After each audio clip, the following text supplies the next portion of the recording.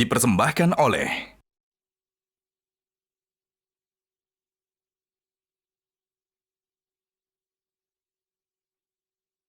didukung oleh Kalau benturannya antara budaya dan birokrasi, maka sikap birokrat. Birokrat itu cukup fasilitasi saja, dan para pelaku seni budayawan dialah yang mengerjakan. Maka budaya akan tumbuh dan pemerintah akan bisa melihat bagaimana proses kreatif itu berjalan. Apakah itu nyanyi, apakah itu filmmakers, apakah itu para pencipta, penulis buku, semuanya. Sehingga terhadap mereka perlu dilindungi. Tapi berikan itu kepada mereka agar mereka bisa mengurus sendiri. Kalaulah mereka kemudian berekspresi, pemerintah nggak perlu takut.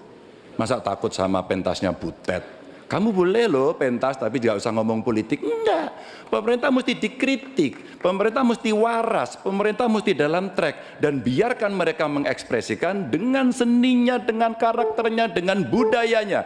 Dan kita cukup fasilitasi mereka yang akan mengerjakan. Begitu, birokrasi tinggal duduk untuk melihat hasilnya.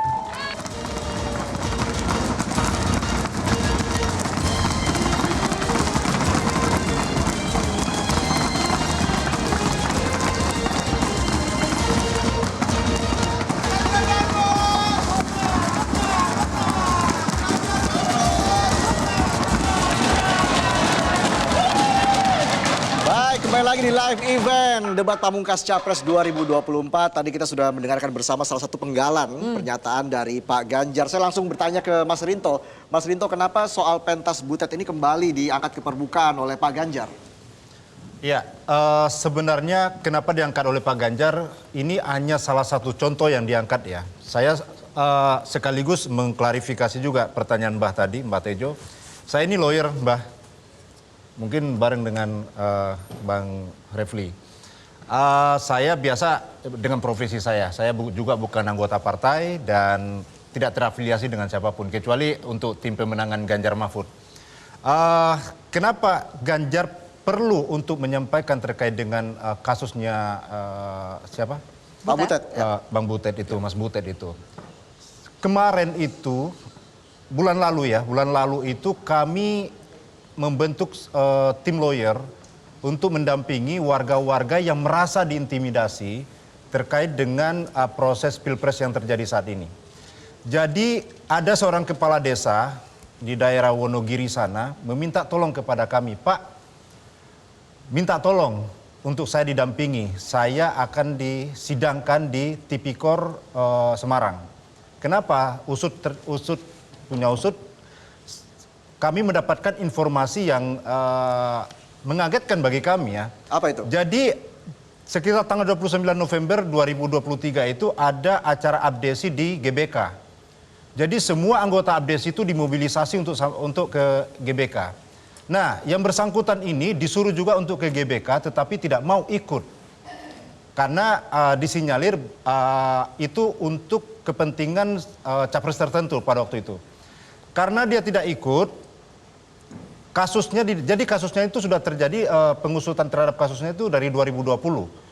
Tetapi karena dia tidak ikut, ini dugaan kami ya, karena dia tidak ikut ke GBK, 3 hari kemudian perkaranya P21 tahap 2 langsung dilimpahkan.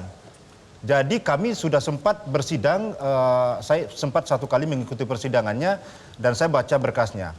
Ini adalah bagi kami adalah puncak intimidasi itu terjadi. Jauh sebelum itu di Semarang juga ada peristiwa di mana kepolisian setempat, Polda setempat memanggil hampir ratusan itu kepala desa di momentum yang bersamaan. Lalu kemudian ada juga terjadi di Riau, hal yang sama. Nggak usah jauh-jauh. Bu Kofifa ya, yang ada di kubu 02, ini berdasarkan berita yang saya baca, pada saat kantornya digeledah, tidak lama kemudian dia menjatuhkan pilihannya kepada Capres 02. Anda ingin mengatakan intimidasi ini saya tidak tahu apakah ini intimidasi, tetapi intinya begini. Ada banyak peristiwa di mana kita tidak bebas mengungkapkan ekspresi pilihan politik kita hanya karena kita tidak memilih capres tertentu.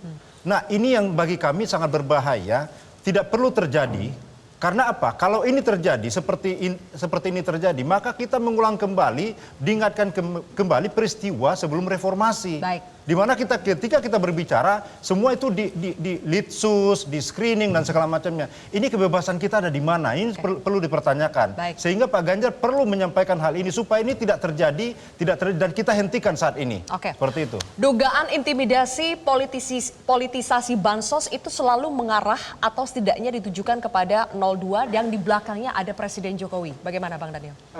Pertama, saya tidak otoritatif untuk menjawab itu. Ya.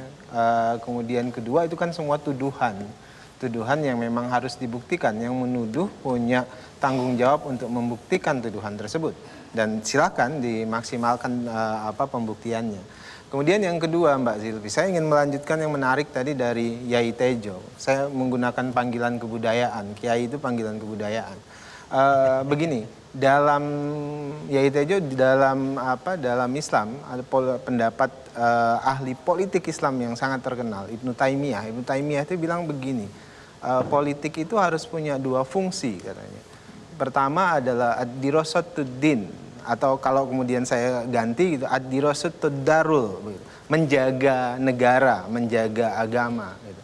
Kemudian yang kedua asyasatud-dunya, mensiasati dunia. Nah, dalam konteks saya misalnya, saya tidak pernah ikut pemilu, Yai Tejo.